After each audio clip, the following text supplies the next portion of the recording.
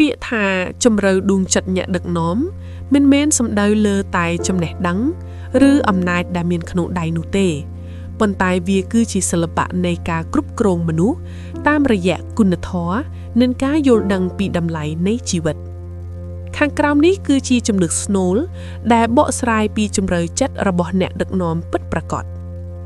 1. ការដឹកនាំដោយក្តីមេត្តាអ្នកដឹកនាំដែលមានជំរឿចិត្តខ្ពស់តែងមើលឃើញមនុស្សជាមនុស្សមិនមែនជាឧបករណ៍សម្រាប់បម្រើផលប្រយោជន៍ឡើយពួកគេយល់ពីសុខទុក្ខការលំបាកនិងក្តីសង្ឃឹមរបស់សមាជិកម្នាក់ៗនៅពេលកូនចៅធ្វើខុសពួកគេមិនត្រឹមតែដាក់ទណ្ឌកម្មនោះទេប៉ុន្តែនឹងស្វែងរកមូលហេតុនិងផ្ដល់ឱកាសឲ្យកែខ្លួន 2. ភាពស្មោះត្រង់និងសុចរិតភាព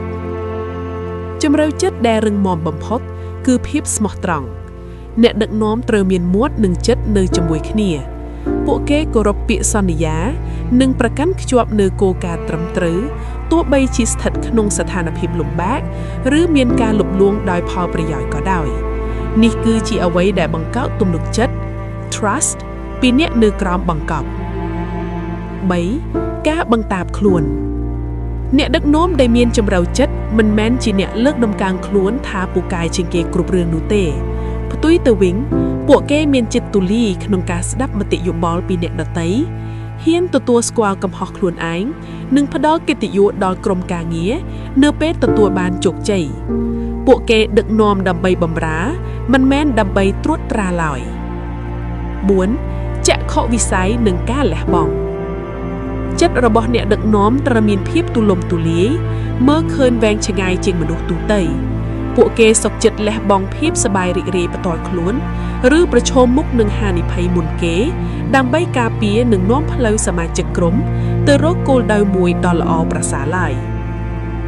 សេចក្តីសន្និដ្ឋានជំរឿដួងចិត្តរបស់អ្នកដឹកនាំគឺស្ថិតនៅលើការឈ្នះចិត្តមនុស្ស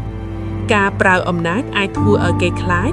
ប៉ុន្តែការប្រើគុណធម៌និងជំរឿចិត្តទើបអាចធ្វើឲ្យគេគោរពនិងដើរតាមដោយស្ម័គ្រចិត្តតើលោកអ្នកចង់ឲ្យខ្ញុំលម្អិតបន្ថែមលើចំណុចណាមួយ